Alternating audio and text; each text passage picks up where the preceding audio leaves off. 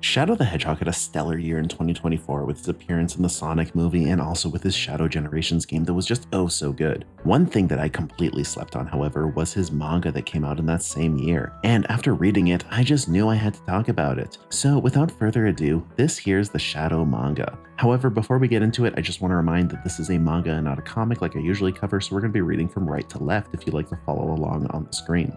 Our story starts off on the space colony arc and with a bit of a twist. We'd get to see the bio lizard ramming around the place, and my god, he looks so menacing here. I love it. This sets up the scene perfectly for Shadow, who would then swoop in and save the day. Rushing in, Shadow ends up kicking the bio lizard, and in one fell swoop, the beast is out for the count. As Shadow walks away from the cheering scientists, he thinks about being called the ultimate life form. Now, the fact that he's made from a space creature and the fact that he hasn't been able to fulfill his purpose makes him feel like he really isn't that ultimate being. He was created to be a wonder drug that would cure Maria, but even with his space DNA, there was no cure for what was ailing Maria. Shadow is then left feeling pointless, and he really struggles with his self. That is until Maria shows up to surprise him. The two have this really adorable dynamic, and Maria takes Shadow to go see the sunrise over Earth. Maria is infectiously optimistic as she expresses her joy over seeing the sunrise, which she's seen many times before. But sadly, it doesn't last long as her illness starts to get to her. After this, Maria explains to Shadow that even though he couldn't heal her, Shadow has to get out there and experience life and feel joy, as there is more to life than just being a tool created to help others. This is something that Shadow struggles a good deal with, and after bringing Maria back to her room, Shadow ends up reflecting on how he actually enjoys being around Maria, and life here isn't so bad as long as she's by his side. Well, time for things to start getting bad. A little while later, Maria and Shadow would be looking out over the stars, and it's here that they would end up seeing Gun coming their way. Shadow would rush to try and save the scientists, and it's here that we would learn that Gun is here to dispose of every dangerous biological experiment. And they're doing so by wiping everything out. They're gonna open fire on everyone and destroy everything here. Shadow once again rescues these scientists, and despite this, the same scientists that once praised him before now are ready to throw Shadow under the bus. The scientist begs Gun to let him live, as he is after all a human just like them, and there's no reason that he should be killed because of a lab animal like Shadow. This man, despite everything Shadow has done, is ready to leave him behind as just a worthless experiment. But it's no use. Gun has made up their mind and they open fire on the scientist. And so Shadow flees to find Maria before things get worse for her. Shadow gets back to Maria, who he finds telling a group of soldiers that she would never be associated with a lab animal, as that is disgusting. And this clearly breaks Shadow's heart upon hearing it. But then she lets them know that Shadow is more than just a lab animal. He's the one that she adores, and he has just as much depth and personality as any other person. They could torture her, but they'll never find out anything about Shadow from her. A gun soldier then takes out his gun and pulls the trigger on Maria. And in an absolutely amazing moment, Shadow rushes in and catches the bullet. Then, in a flurry of attacks, Shadow takes out the gun soldiers, but just as he goes to check on Maria, a soldier walks into the room, and Shadow can see some kind of ominous eye behind him. As Shadow tries to figure out what's happening, the soldier fires and Maria is shot.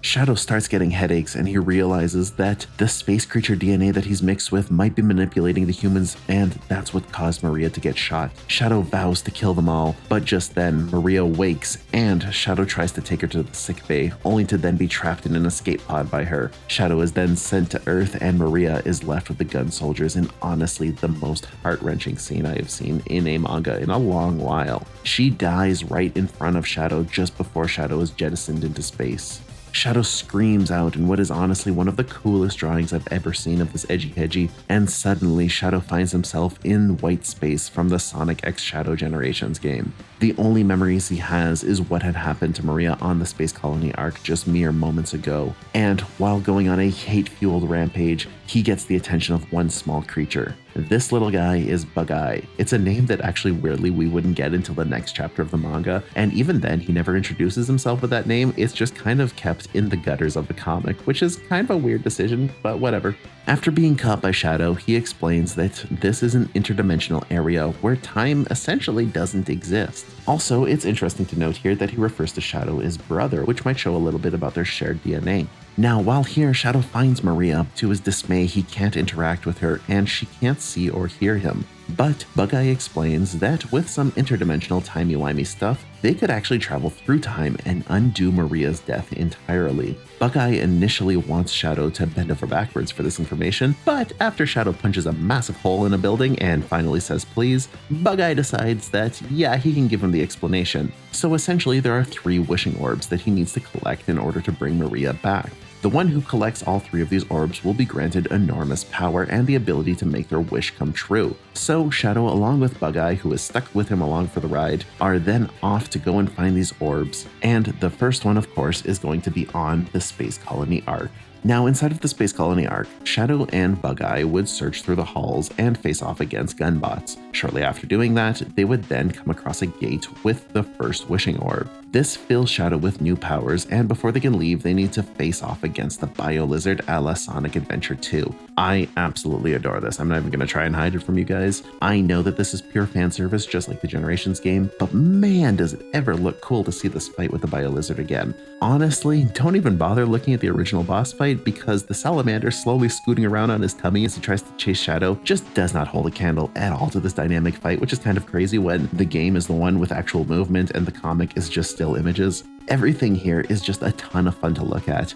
And after Shadow deliberately takes a hit to build up power, he fires Doom Spears on the Bio Lizard and weakens it before going in for one final epic kick, finishing off the beast once and for all. Then, back in white space, Shadow finds Maria. He learns that she can't see or touch anything around her, but to Shadow's shock, she also doesn't seem to remember the fact that she died, which means that this Maria is probably a Maria that existed before getting shot, which I mean makes sense because a Maria after getting shot would be pretty grim to see. Now things continue much the same as they did in the Generations video game. Shadow would go off and fight bosses such as Metal Overlord, and while riding the back of that creepy little critter while he does his Doom Surf thing. After this, Maria would be able to finally see Shadow and also her surroundings around her for the first time in far too long. Maria gets to experience the joy of not being on the Space Colony Ark, and that is absolutely amazing for her. Sadly though, the two would still not be able to touch, and so Shadow would be off to find the last wishing orb. I actually don't have any idea what he's fighting here. These little creatures are probably something from Sonic 06, but I have no idea. The only reason I think it's from Sonic 06 is because shortly after this Mephiles comes out, and man, I absolutely love Mephiles. Perhaps it's a bit of an unpopular opinion, but I so want more Mephiles in my video games. Aside from Mephiles honestly just looking kind of cool, the fight here unfortunately is pretty lame for the most part. It does pick up a little bit, and Shadow eventually uses Doom Morph to pull a Splatoon on Mephiles before tearing him apart, which is pretty fun. After being destroyed, we learn that Mephiles was promised wishes and powers as well if he hunted down Shadow to prove his strength, and that came from none other than Black Doom. However, this means absolutely nothing to Shadow, as he doesn't know anything about Mephiles or Black Doom, or quite frankly anything after Maria getting shot. So Mephiles would drop the truth bomb on Shadow that Black Doom is kind of like Shadow's own dad. But now, with the third orb in hand, Shadow doesn't have to care about this because he can go fix his timeline, only to then find that Maria is now being held hostage by the one and only Black Doom. We'd learn from Black Doom that Shadow was built from this guy's cells, and in return, he would get to have Shadow. Gunn understandably had issues with this deal, and that's what led to the destruction of the lab and the murder of everybody aboard it. But Shadow would learn that this Ark wasn't recently destroyed like he thinks it is. It was actually destroyed 50 years ago, and he wasn't just teleported here after Maria died. Black Doom, as it turns out, manipulated Shadow's memories and made it seem like Gunn was being controlled by Black Doom. He erased all of Shadow's memories following everything after this, and also erased his memories of everybody that he has met since then. Now Shadow doesn't even know if Maria is a real memory or if she's just another part of Black Doom's plan to manipulate him. Even unsurprisingly, Bug-Eye was created by Black Doom to push Shadow into absorbing these orbs to facilitate Black Doom's combination with Shadow. Black Doom would then take the form of Devil Doom, and to Bug-Eye's shock, during all of this, Maria would actually go out and thank Bug-Eye for letting her see the world outside of the Ark one last time. Thanks to this rare act of kindness, Bug-Eye would actually turn on Devil Doom, and he would protect Maria as Shadow found himself in a state of shock, unable to act. He would rush in and block an attack from Devil Doom, and this would lead to Devil Doom ultimately going to eat and kill Bug-Eye. Just before this happens though, Bug-Eye begs Shadow to protect Maria. Shadow would then be trapped by Black Doom and slowly corrupted. Maria would do everything she could to try to break Shadow out of it, as she reminded him yet again that he isn't just a creature consumed by hate. Shadow took care of Maria and was always there for her. It proves that he's more than just hatred. The portion of the building that Maria stood upon would then break apart and she would fall. During this time, Shadow would then snap to his senses, and after hearing her, he would use his new Doom wings to swoop in and save Maria, and then turn his sights on Black Doom.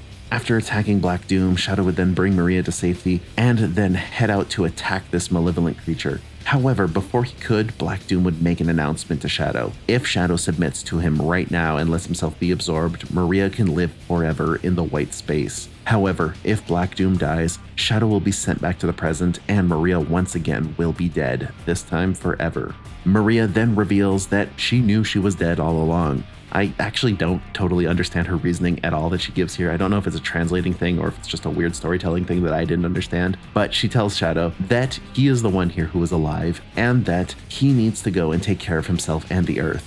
It's really heartbreaking because we get to see Maria's plans that she once had that she wanted to do on Earth with Shadow, and she'll never get to live those out. But Maria tells Shadow that as long as she's inside of his heart, she'll never truly die. Plus, would she really be living if she was trapped here inside of a zone where time meant nothing? As she put it, it would be like living in darkness. Shadow then rushes in to attack Devil Doom, but he's defeated and eaten. Inside of this monster's gullet, Shadow thinks about how dark it is, and he's reminded about the origin of his name given to him by Maria. He's not Shadow because of the darkness within him, but because a shadow will always lead to the light that shines. With that, Shadow bursts free, and after giving Maria what might be one final look, he points his fingers to Devil Doom and fires a barrage of Doom spears, knowing that he might never see Maria again. Then Shadow rushes in to finish off Devil Doom, and he's reminded of the time he spent with Maria, the good and the bad. Devil Doom is torn apart, and Shadow rushes back to Maria, who tells him that he would look good with a smile. As Maria fades away, to Maria's shock and joy, Shadow forces himself through the pain to give her one last smile. With her gone, a teardrop falls to the ground, and Shadow is brought back to his world in time, away from Maria once and for all. Here, Shadow would continue to fight the good fight as he vows to continue to live with the name that Maria had given him all those years ago. And that there is the Shadow manga. Okay, so I'm gonna be straight up here. I love this comic. It might not come to a surprise, but I absolutely adored the new Shadow Generations game, and this was pretty heavily based on it. It kind of went hand in hand, however, they took some pretty interesting creative differences, and I'm not gonna lie, I really enjoyed them. Also, not gonna lie, I cried a little bit when I read this manga, I cried when reading the script, and there was a point where I had to stop while recording because I got a little bit teary-eyed thinking about Maria. It's kind of shocking to me about how a story about a little black red creature and this girl can be so impactful, but I'll be damned if it doesn't make me feel things. The biggest crime here, however, is that there's no official translation that exists of this manga, and there's zero plans to localize it in English, which really sucks because it's really well done and I think more people should be able to read it. Now, it isn't fully canon, obviously it deviates a good deal from the source material in the video game, and it's pretty fairly safe to say that the video game is the source material, but still, it'd be great to have this physically, and I don't know why Sega seems to not want to go in that direction. But with all of that said and done, I do hope that you really enjoyed this video, and I want to thank you for watching it this far along. If you feel like I deserved any kind of like, subscribe, comment, or whatever, that would be extremely awesome of you. But at the end of the day, I am not your boss. I can't tell you what to do. I just hope that you have a good one.